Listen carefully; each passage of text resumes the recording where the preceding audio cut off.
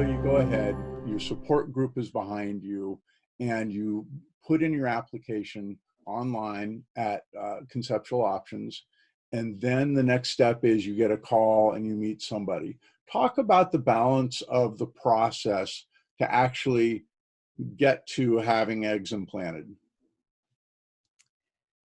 So the process for me, I came into my in-person appointment, and I'm going to be completely honest, it was super overwhelming. I hardly remember anything.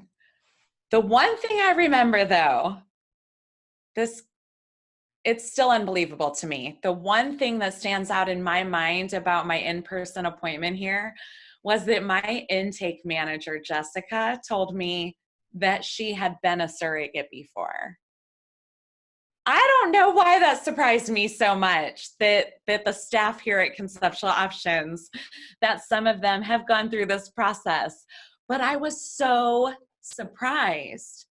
And I think it's because I have always wanted to do this and have not met many people who have done this. So that really stood out in my mind, that I could pick her brain and that she would understand what I was going through and the feelings I was feeling. It's important for me as a surrogate to be understood, because so many people misunderstand this whole process. So then you go you go through this first meeting. What happens?